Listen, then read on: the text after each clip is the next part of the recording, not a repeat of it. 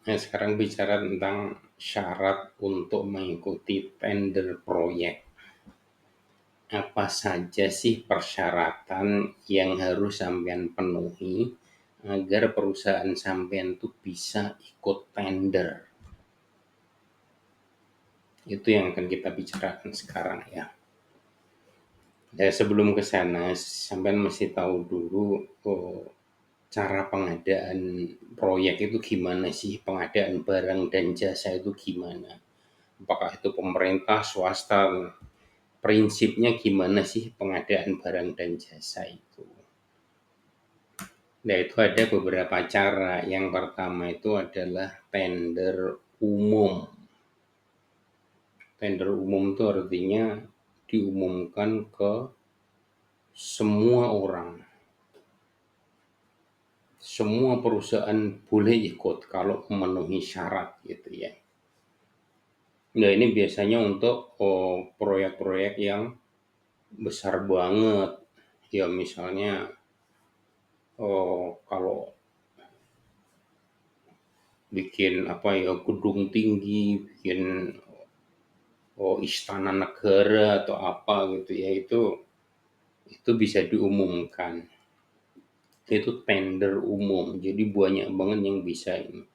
Tapi kan kalau misalnya diumumkan terbuka, itu nanti kan yang mau ikut kan bisa jadi banyak banget kan.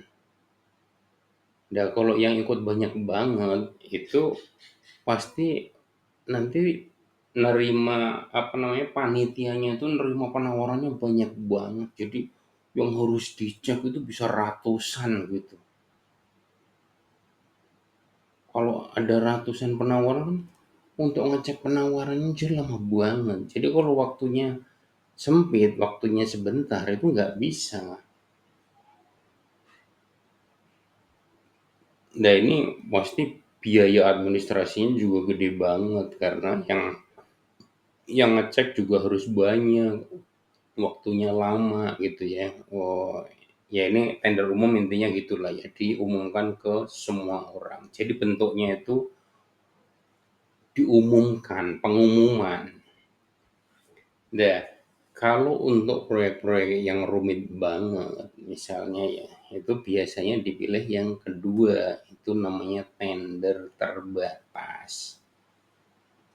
Kalau tender terbatas itu bukan pengumuman tapi undangan. Jadi perusahaan yang oh, diminta ikut tender itu sudah dibatasi dulu. Misalnya 5 perusahaan, 10 perusahaan gitu. Tapi benar-benar perusahaan yang sudah dipilih dan itu pasti semuanya bisa dan penawarannya juga akan bagus gitu. Jadi nggak semua orang bisa ikut karena ya misalnya saking rumitnya atau apa gitu ya. Jadi kalau yang tender terbatas itu pasti nanti usaha untuk administrasinya, untuk ngecek penawarannya itu jadi lebih sederhana kan. Nah, kalau tadi tender umum itu diumumkan, kalau tender terbatas itu undangan atau permintaan penawaran. Gitu. Makanya daftar undangannya ini yang seringkali disebut DPT, daftar penyedia terseleksi yang sudah dipilih gitu. Ya karena itu bentuknya DPT, itu ya peluang untuk bukan curang ya, peluang untuk dimainkan itu jadi lebih besar. Jadi misalnya nih, oh IKN mau mengundang 10 kontraktor misalnya nih ya, untuk Istana Negara mengundang 10 kontraktor gitu misalnya. Nah itu nanti karena itu terbatas, itu jadi lebih mudah dimainkan dan kadang-kadang itu terjadi kayak begitu. Misalnya oh, kontraktor ini ada backingnya siapa gitu sehingga langsung masuk ke daftar oh, penyedia terbatas ini tadi, jadi daftar undangannya tadi langsung masuk, itu kecurangannya atau ketidakberesannya itu seringkali dari situ. Sehingga nanti peluang, perusahaan-perusahaan lain yang setara itu bisa berkurang karena ada titipan ini, titipan itu, gitu. Tapi sekarang kita bicarain tentang yang umum dulu, bahwa ada tender umum dan tender terbatas ya. Jadi nanti kalau yang terbatas itu kalau terima penawaran ya dicek udah memenuhi syarat belum, kalau udah yang paling rendah harganya siapa itu ditunjuk jadi pemenang gitu. Sama yang tender umum juga gitu, tender umum itu dicek semua, nanti yang memenuhi syarat siapa aja, yang harganya paling rendah siapa itu pemenangnya gitu. Secara konsep begitu. Jadi ini sudah ada dua ya, tender umum dan tender terbatas. Tapi ada lagi yang penunjukan langsung. Kalau tadi tender terbatas tadi kan masih dipilih beberapa gitu ya, 5 atau 10 atau 15 terserah. Tapi kalau yang penunjukan langsung ini yang ditunjuk langsung ke satu perusahaan. Loh kok bisa? Ya bisa. Ada alasan-alasan tertentu, misalnya sampean misalnya punya mobil oh, Mitsubishi misalnya gitu. Misalnya yang perusahaan bis lah, bis sampean itu Mitsubishi gitu. Nah kalau misalnya ngadain apa namanya, minta penawaran kan sampean juga terus minta penawaran ke perusahaan apa namanya, penyalur Mercy atau penyalur suku cadangnya Hino atau apa, kan enggak ya, pasti yang bisa menyediakan suku cadang atau servis yang benar-benar itu ya hanya satu, itu adalah perwakilannya Mitsubishi. Jadi ya terpaksa karena ya bisnya Mitsubishi ya terpaksa ke Mitsubishi misalnya gitu. Dari instansi-instansi juga kadang-kadang begitu. Misalnya nih, PLN punya turbin misalnya dari mana lah misalnya namanya Fuji misalnya gitu ya. Mau perbaikan tuh ya terpaksa ke Fuji, kan nggak bisa yang lain dong, spare partnya dia yang punya. Itu salah satunya. Tapi ada alasan lainnya. Misalnya yang disebutkan dalam peraturan yang pengadaan yang dari pemerintah ya, ini misalnya untuk bencana alam misalnya, banjir butuh nguras perlu pompa gitu.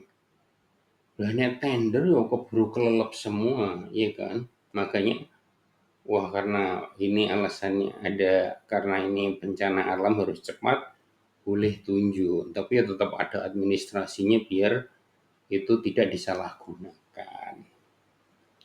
Atau misalnya untuk rahasia negara misalnya. Kalau pengen punya bedil yang khusus untuk TNI misalnya, pesennya khusus ke Pindad aja gitu misalnya, karena ada rahasianya misalnya gitu kan, ya bisa aja tuh ke satu. Itu contoh penunjukan langsung. Nah yang terakhir itu adalah pengadaan langsung. Kalau pengadaan langsung ini ya nggak ada administrasi-administrasian, pokoknya langsung aja dibeli. Misalnya sampai misalnya kantor beli 4 kotak pulpen misalnya gitu ya. Lah pulpen ini regane cuma 200.000 misalnya gitu. Kalau pakai administrasi tender atau penunjukan langsung pakai pakai oh, pertimbangan ini itu, nanti biaya administrasinya lebih mahal daripada harga barang yang dibeli pulpennya itu. Jadi ada yang dipakai itu biasanya 4 ini. Ada variasi-variasi dikit tapi kurang lebih metode pengadaannya atau cara pengadaannya itu kayak begini. Nah sekarang gimana caranya biar sampean masuk yang daftar rekanan tadi itu. Jadi kalau pas mau milih-milih misalnya PUPR itu mau tender untuk Istana Negara misalnya, wah ini siapa saja ya gitu. Nama sampean, nama perusahaan sampean itu harus sudah tersedia di daftarnya PUPR sana. Nah itu daftar penyedia namanya atau daftar rekanan itu kayak apa gitu. Itu yang administrasi yang diperlukan apa bukan administrasi sih ya. Syarat-syarat yang akan dicek, dievaluasi, diperiksa itu apa sih ini. Yang pertama adalah legalitas. Jadi perusahaan sampean itu sebenarnya sudah legal sesuai hukum dan perundang-undangan Republik Indonesia apa belum gitu ya. Misalnya akta pendirian, terus sertifikat badan usaha, akta pendirian itu ya kesepakatan pemilik-pemilik nanti kita mendirikan PT ya misalnya gitu. Itu ada aktenya di. Nah, terus nanti ada sertifikat badan usaha. Jadi badan usaha semen itu ada sertifikatnya. Nah itu nanti ada apa namanya nomor-nomor bidang usaha gitulah ya namanya itu ada istilahnya itu ada kelompok bidangnya itu bidang keahliannya ada. Jadi misalnya ini untuk konstruksi selokan misalnya ini khusus untuk konstruksi jembatan gitu. Jadi sampai nanti kalau misalnya sampai itu perusahaannya kontraktor itu keahlian apa saja sih yang ada di situ itu diurus dalam urusan sertifikat bidang usaha dan nomor-nomor keahliannya gitu. Itu nanti kalau sampai mendirikan perusahaan pasti ada lah. Terus tanda daftar perusahaan. Artinya perusahaan sampean itu sudah terdaftar di kabupaten itu atau di mana pokoknya oh, perusahaan sampean itu jadi boleh beroperasi di situ. Terus ya tentu saja nih NPWP nomor pokok wajib pajak wis mesti. Nek sampean nggak punya NPWP wis kena ra entuk lah pokoke kabeh kudu iso dipotong pajeke. Nek sampean tuh gak iso dipotong pajeke, pasti wis gak oleh berusaha gitu. Jadi perusahaan tuh statusnya tuh kayak orang gitu. Jadi sampean punya NPWP kalau beli-beli sesuatu atau dapat penghasilan dipotong pemerintah gitu, dipotong pajak gitu. Nah, kalau perusahaan juga gitu, kalau ada laba setahun dapat laba gitu ya langsung dipotong. Motongnya bukan setahun sekali bukan, motongnya itu setiap bulan. Memastikan biar nanti akhir tahun tuh sampean misalnya pajaknya oh 100 juta gitu ya 100 juta ya wis dipotong dari Januari, Februari, Maret gitu tiap bulan. Misalnya dipotongnya 7 juta atau berapa pokoknya ya yes, gitulah pokoknya memastikan pajak itu bisa dipotong dari perusahaan sampean NPWP. Terus surat izin ya surat izin pastilah ya. Surat izin usaha itu yang tadi itu sampean tuh bidang usahanya apa sih? Oh, tukang bikin selokan, tukang bikin jembatan, tukang bikin jalan yang gitu itu sudah ada izin-izinnya masing-masing. Terus nanti ada juga SKT, sertifikat keahlian lah ya pokoknya itu orangnya itu di dalam sebuah perusahaan itu harus ada orang yang ahlinya. Jadi misalnya untuk konstruksi misalnya gitu ya, perusahaan kontraktor konstruksi itu harus ada orang yang punya sertifikat yang terkait konstruksi itu. Itu yang sertifikat keahlian yang kayak begitu. Jadi intinya ya yang tadi saya sebutkan tadi itu ya dipelajari lagi tapi intinya adalah bahwa secara legalitas apa yang digariskan oleh hukum dan perundang-undangan Republik Indonesia ini sudah dipenuhi oleh perusahaan sampean. Itu syarat pertama. Berikutnya, kalau perusahaan sampean itu sudah legal, itu adalah terkait dengan kemampuan teknis. Jadi misalnya sampean terdaftar tadi itu mendaftar di oh, Kementerian Hukum dan Perundang-undangan itu sampean terdaftar sebagai kontraktor ahli jalan gitu misalnya gitu. Itu sampean akan dilihat apakah pertama itu sudah punya pengalaman. Misalnya pengalaman bikin jalan gang misalnya. Ya itu berarti sampean udah punya pengalaman bikin gang kecil lebarnya misalnya 3 meter, oh, tapi setidaknya udah pernah membuat gang itu. Atau nanti untuk jalan besar yang kelas 1, kelas 2 pernah pengalaman punya proyek itu gitu. Itu pasti dicek. Kalau sampean mengaku punya punya perusahaan sampean itu punya keahlian sesuatu, itu dicek pengalamannya ada atau tidak. Itu yang pertama. Yang kedua, personilnya dicek. Misalnya tadi itu kan sudah ada sertifikat keahlian yang diminta waktu pendaftaran perusahaan gitu ya. Nanti kalau pas kemampuan teknis ini dicek, ini dicek orangnya beneran ada apa enggak sih. Jangan-jangan sudah pensiun, sudah nggak kerja, atau jangan-jangan sudah mengundurkan diri, sudah pindah ke perusahaan lain misalnya. Itu kalau kalau tender beneran seringkali dicek. Yang ke yang ketiga tentang sarana. Sarana itu misalnya sampean perusahaan sampean itu ahli jualan sampean itu adalah bikin jalan gitu. Yang namanya bikin jalan itu kan pasti butuh yang namanya alat gali, ekskavator itu, atau pengeras jalan yang setum itu gitu ya. Atau untuk ngangkat mungkin beberapa ngangkat jembatan atau apa itu perlu kren gitu. Cuman ditanyain, sampean itu punya kren apa enggak? Mana kren sampean? Nah itu seringkali juga nggak harus punya sendiri.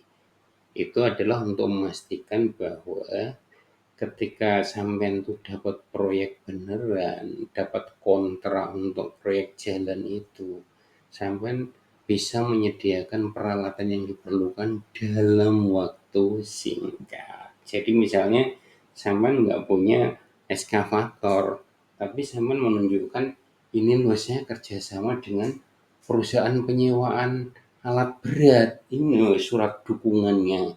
Jadi kalau saya dapat kontrak, perusahaan penyewaan alat berat itu menyanggupi untuk bisa menyediakan alatnya itu dalam 2 minggu misalnya. Itu jadi itu kadang-kadang nggak selalu harus punya, tapi eh, meyakinkan bahwa punya bukti bahwa bisa menyediakan peralatan dalam waktu singkat. Itu yang kedua ya, kemampuan teknis. Lah yang terakhir apa? Tentu saja urusan duit. Jadi keuangan sampean tuh gimana sih? Sampean tuh bener punya uang untuk menangani proyek sampean apa enggak? Ini misalnya nih ya, misalnya ini kan istana presiden itu misalnya 1,6 triliun misalnya ya. Oke lah misalnya setiap bulan tuh habisnya itu misalnya 50 miliar gitu. Bulan pertama kan sampean belum dikasih uang, iya enggak? Tapi sampean harus menyelesaikan bulan pertama itu agar nanti bisa tanda tangan bareng bahwa sudah diselesaikan sekian sekian sekian nilainya bulan ini 50 miliar misalnya gitu. Atau 60 miliar misalnya. Berita acara itu dibuat kan kalau sampean sudah membuat progres selama sebulan itu.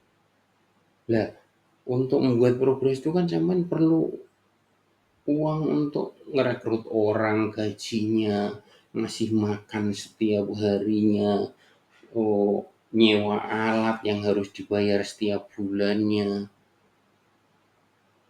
terus mendirikan kantor sementara di proyek itu ya toh.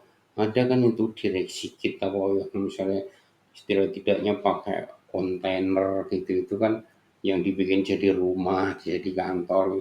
Itu kan semuanya perlu biaya, perlu perlu uang. Nah, selama sebulan itu semen mungkin perlu 50 miliar. Lah apakah semen perlu, apakah semen punya duit bisa menyediakan 50 miliar itu? Dan nanti kalau misalnya bulan pertama sampean sudah ada berita acara, terus dengan berita acara itu sampean mengajukan tagihan, ini bayar kami 60 juta gitu. Dibayarnya kan nggak hari itu juga, dibayarnya itu 30 hari atau 45 hari atau 60 hari kemudian. Jadi kalau 30 hari aja itu sebulan lagi sampean juga belum punya uang. Jadi 2 bulan itu, 2 bulan awal itu sampean harus nombok dulu 50, misalnya sekitar 50 miliar bulan pertama, 50 miliar bulan kedua umpamanya nih ya. 100 miliar sampean punya duit apa enggak? Dan makanya di sini akan dicek status keuangan, laporan keuangan sampean itu gimana. Lah itu belum tentu harus punya ini loh tabungan saya ada 100 miliar untuk mendanai proyek. Enggak harus gitu. Tapi kan saya bisa pinjam bank. Karena kantor saya kan banyak. Saya gadein aja satu saya sekolahin gitu. Sertifikatnya saya sekolahin boleh, boleh. Dan itu ada kantor-kantor yang di sekolahin sertifikatnya itu ya ada. Jadi kalau begitu kan saya bisa menyediakan kantor saya itu harganya 150 miliar. Yang di Semarang misalnya kalau yang kayak Wika, kayak Waskita itu kan kantornya banyak banget gitu. Contoh loh ya ini, belum tentu benar. Jadi kalau begitu kan saya bisa menyediakan 100 miliar di 2 bulan pertama sampai saya terima uang dari PUPR, pemilik proyeknya gitu. Yes. Jadi syarat-syaratnya adalah legalitas, kemampuan teknis, dan kemampuan keuangan. Ini yang oh, biasanya dicek. Bukan hanya pemerintah ya, kalau yang perusahaan-perusahaan swasta besar juga akan ngecek ini juga. Nah, di dalam tender itu nanti kok tahu ya belum belum tender, belum ada kontrak kok, oh, pembangunan gedung kantor presiden itu katanya habisnya 1,6 triliun misalnya, atau yang Istana Negara 1,4 triliun. Itu apa ya? Nah, itu kayak ini, misalnya sampean mau beli motor Vario misalnya. Sopan kan bukan gagah datang ke dealer terus, Mas motor ini Vario ini harganya berapa? 40 juta Mas. Ya udah nih saya bayar mana Mas. Kan nggak gitu. Sampean kan harus tahu Vario itu kira-kira harganya berapa sih? Sampean kan cek dulu di internet atau tanya temen Vario itu harganya berapa? 25 juta misalnya. Jadi wajarnya itu 25 juta atau meleset-melesetnya ya 26, 27 gitu. Jadi kalau ada yang dealer nawarin 40 juta sama langsung bayar, ya sampean bangkrut sendiri ya toh. Makanya setiap proyek itu terutama proyek pemerintah itu wajib membuat harga perkiraan sendiri dulu. Harga perkiraan sendiri itu untuk apa? Satu, nilai kewajaran. Jadi misalnya oh, untuk pembangunan gedung kantor presiden itu misalnya gitu ya. Kok penawarannya ada 1,8 triliun, 2 triliun, 2,2 triliun misalnya. Lah kalau semen nggak ngitung-ngitung dulu kan Ya udahlah pokoknya beli 1,8 triliun. Bedanya tuh 200 miliar.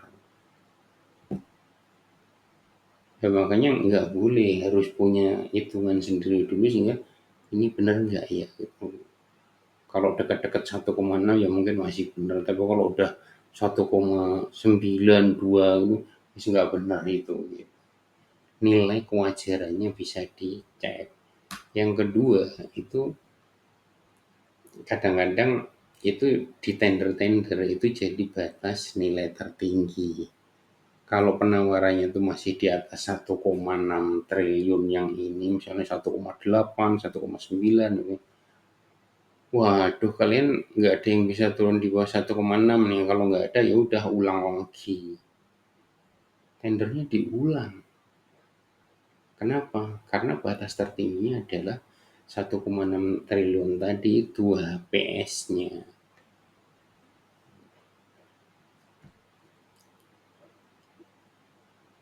Jadi ya itu kalau ditetapkan jadi batas tertinggi. Kadang-kadang atau sering-sering begitu. Yang ketiga itu adalah dasar nilai jaminan. Kok ada jaminan ini apa sih? Mulai juga belum kok tahu-tahu ada jaminan. Nah, jaminan tadi itu oh, kayak apa sih? Bentuknya apa saja? Apa namanya jenisnya apa saja? Ini yang pertama ya. Yang pertama itu namanya jaminan penawaran atau bid bond. Ceritanya gini, kalau sampean misalnya ikut tender Istana Negara gitu ya misalnya.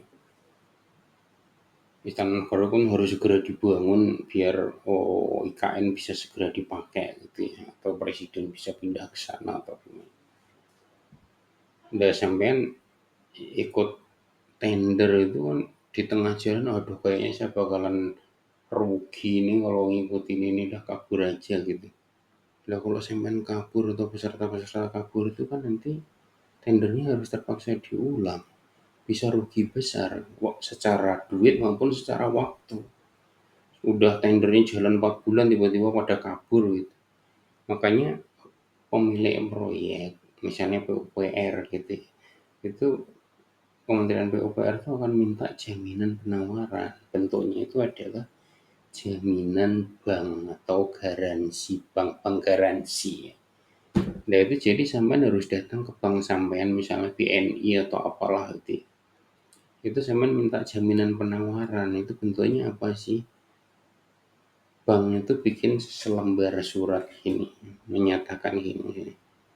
Bank BNI menjamin bahwa kalau PT Uro ini kabur dari tender Istana Negara dengan alasan apapun gitu, maka PUPR berhak mencairkan jaminan ini dan akan dibayar sebesar 8 miliar.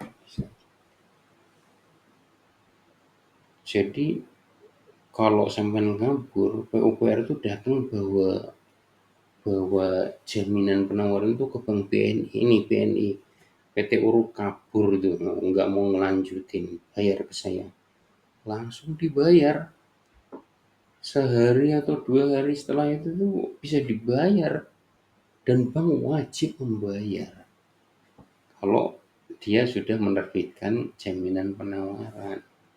Loh kok 8 miliar itu apa tuh mas? 8 miliar itu beneran loh. Jadi jaminan bank itu nilainya itu ya macam-macam ya, terserah yang pemilik proyeknya, panitia tendernya mintanya berapa. Misalnya jaminan penawaran ini 0,1% atau 0,2% atau 0,5%, itu tergantung juga sama ini mendesak banget atau enggak. Bahwa PUPR sudah mau dikaploki sama presiden gitu ya. Wah gitu ya gedein aja. Toh nggak akan diambil juga uangnya kecuali kamu kabur. Jadi untuk ngasih penawaran itu sama harus punya duit banyak. Lah Bank BNI kan mau ngasih jaminan tuh kalau sampean punya uang di situ 8 miliar juga misalnya gitu. Atau kalau enggak setidak-tidaknya sampean tuh jadi nasabah yang terpercaya yang duitnya itu selalu ada terus di bank BNI sehingga kalau sampean kabur duitnya bisa diselamatin sama bank BNI diambil sama dia gitu. Jadi kalau sampean kabur itu tabungan sampean langsung dibekukan sama dia, diambil sama dia. Misalnya tabungan sampean 5 miliar, padahal jaminannya 8 miliar yang dicairkan sama PUPR. Yang 3 miliar itu otomatis jadi utang sampean. Nek nggak sampean bayar muanak terus bunganya terus-terusan, tambah mate. Jadi jaminan itu untuk menjamin kayak gitu itu biar pesertanya itu nggak kabur, itu jaminan penawaran. Nah, jaminan berikutnya apa? Misalnya ada jaminan pelaksanaan atau performance bond. Kalau sampean misalnya dapat jadi pemenang tender, terus sampean itu jadi kontraktor yang mengerjakan istana negara umpamanya ya. Jalan 6 bulan sampean kabur gitu gimana coba? Bisa nggak? Yuk bisa. Banyak. Kontraktor yang kabur itu banyak. Nah, biar sampean nggak kabur, biar kontraktor itu nggak kabur, pemilik proyek dalam hal ini PUPR itu akan minta jaminan pelaksanaan. Nilainya berapa? Rata-rata 5% dari nilai proyek. Jadi kalau nilai proyek sampean tuh 1,4 triliun gitu ya. Itu 5%-nya 70 miliar. Untuk jaminan doang itu 70 miliar. Jadi ini ada proyek-proyek besar wis sampean gak usah ngimpi. Duit untuk jaminannya wis puluhan miliar. Dan nanti proyek-proyek yang kecil nilainya ya menyesuaikan dengan itu. Biasanya kalau yang itu ya 5%-nya itu akan bentuknya itu dimintain jaminan pelaksanaan kayak gitu. Dan jaminan berikutnya apa? Jaminan uang muka atau advance payment bond. Jaminan uang muka itu kan kadang-kadang ada tuh ya. Pemilik proyek yang duitnya banyak dan pengen proyeknya tuh lancar di depan gitu. Biar kontraktornya itu misalnya sampean tuh jadi kontraktor terus gak gula utangan sih, jadi proyeknya gak mulai-mulai, dia juga rugi kalau misalnya telat gitu. Lah ternyata dia sugih terus dia mau ngasih uang muka misalnya 10% gitu. Nah misalnya untuk istana presiden 1,6 triliun, 10% ini bro 160 miliar. Lah nek sampean misalnya dibayar 160 miliar uang muka ini buat ngerjain ya mulai kerja gitu. Sampean lihat 160 miliar matanya ijo. Waduh, nek ngene caranya kabur aja. Mungkin nggak mungkin. Bisa. Makanya pemilik proyek itu sebelum transfer ke sampean tuh minta ke sampean tuh bentuknya apa? Jaminan uang muka. Jadi untuk terima duit itu sampean ke bank juga, bang tolong jamin saya nilainya segede uang mukanya 160 miliar. Jadi nanti bank bikin surat, Bank BNI menjamin bahwa kalau PT Uruk kabur setelah terima uang muka, maka Bank BNI, maka PUPR berhak mencairkan jaminan ini sebesar 160 miliar. Jadi nek sampean kabur PUPR tinggal datang aja ke Bank BNI. Nih, PT Uruk kabur. Mana duitnya? Langsung transfer. Jadi PUPR juga aman duitnya, nggak dibawa kabur sama sampean gitu loh. Itu yang jaminan uang muka. Masih ada lagi nggak? Ada misalnya jaminan pemeliharaan. Jaminan pemeliharaan itu apa? Misalnya sama bikin istana negara selesai gitu ya. Terus terus sudah dibayar ngono iki. Wes seneng lah wis beres kabeh sing nggak ada urusan. Belum selesai, lah nek misalnya nih atapnya bocor kabeh misalnya gitu, atau rembes atau rayapnya banyak. Lah PUPR ini gimana ini? Kok ternyata bocor kabeh ini? Pasti sampean akan dipanggil lagi, ini perbaiki gitu. Lah berhubung sampean udah terima duitnya semuanya, wis nggak mau. Wis kabur ae lah, wis ben diurusi PUPR. Makanya selesai proyek itu tuh sampean nggak bisa kabur gitu aja. Sampean akan diminta sebelum pembayaran terakhir itu sampean akan diminta mana jaminan pemeliharaannya. Sampean minta dari bank lagi untuk jamin pemeliharaannya. Misalnya 5%, atau 3%, ya tergantung kesepakatan di kontraknya berapa persen. Nah, kalau di kontraknya itu jaminannya misalnya 5% untuk jaminan pemeliharaan umpamanya gitu ya. Itu semuanya dia lagi 80 miliar jaminannya tak. Bayang dong, jadi kontraktor-kontraktor besar ini nek berdarah-darah yo diare yo banjir. Mergo duitnya gede-gede kayak gitu. Untuk jaminannya doang segitu. Jadi memang kontraktor yo rodok nasibnya rodok minggring-minggring gampang gampang kecelakaan. Jaminannya tok segitu-segitu ya toh. Nah, selain bank itu bisa juga dari perusahaan asuransi. Tapi yo ada bedanya. Nah, dari bank itu nek misalnya PUPR anu datang ke bank tuh PT Uruk kabur tolong bayar saya ini buktinya PT Uruk kabur dari pekerjaan misalnya ini performance bondnya gitu saya cairkan karena dia kabur. Ya, itu bisa 1 hari, 3 hari, seminggu langsung dicairkan dibayar ke ini. Tapi kalau perusahaan asuransi PUPR datang itu, sebentar, saya ajak kita ngobrol dulu, bener apa enggak ini? Oh ini yang saya bayar harus berapa? Ini yang wah, banyak banyak urusan yang harus ngobrol ini ngobrol itu di sini bener enggak? Wah, ribet. Makanya pemilik proyek itu jarang yang mau jaminan dari perusahaan asuransi, semuanya dari bank aja, biar aman. Gitu. Tapi ya nek perusahaan asuransi kan bisa lebih murah ya, karena kalau kita asuransi itu kan bentuknya premi yang dibayar dari bulan ke bulan gitu. Atau ya kalau misalnya sekali ya nggak semahal di bank gitu. Nah ini yang tapi yang pemilik proyek kalau nggak mau ya gimana lagi. Yes, ngono. Jadi syarat-syarat ini tadi itu sampean sudah punya wawasan ya. Gimana sampean bisa ikut tender?